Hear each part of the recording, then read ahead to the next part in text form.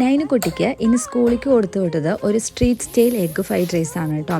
ഇതിന് സോസിൻ്റെ ഒന്നും ഒരാവശ്യമില്ല, പെട്ടെന്ന് ഉണ്ടാക്കാൻ പറ്റും കേട്ടോ. അപ്പോൾ ഞാൻ ബസ്മതി അരിയിലാണ് ഉണ്ടാക്കുന്നത്. അത് കുറച്ച് ഉപ്പും എണ്ണയും വെച്ചിട്ട് ഒന്ന് വേവിക്കാൻ വെച്ചിട്ടുണ്ട് കേട്ടോ.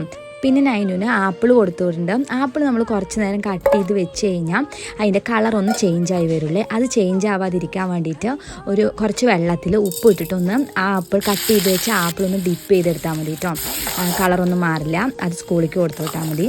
പിന്നെ നമ്മൾ എഗ്ഗ് ഫ്രൈഡ് റൈസ് ഉണ്ടാക്കുന്നത് എണ്ണ വയ്ക്കുക, അതിലേക്ക് കുറച്ച് ഉഴുന്ന് പരിപ്പ്, കടുക്, പിന്നെ ഒനിയൻ, പച്ചമുളക്, കറിവേപ്പില ഇട്ടിട്ട് ഒന്ന് വഴറ്റിയെടുക്കുക. അതിലേക്ക് മഞ്ഞൾപ്പൊടിയും പിന്നെ ഒരു മുട്ട പൊട്ടിച്ച് വെച്ചിട്ട് ഒന്ന് മിക്സ് ചെയ്യുക. അതിലേക്ക് നമ്മൾ കുറച്ച് മല്ലിപ്പൊടിയും മുളക് പൊടി ഇട്ടിട്ട് ഒന്ന് മിക്സ് ചെയ്യുക. എന്നിട്ട് വേവിച്ച് വെച്ച ബസ്മതി റൈസും കൂടി ഇട്ടിട്ട് ഉപ്പ് ആവശ്യത്തിനിടാം.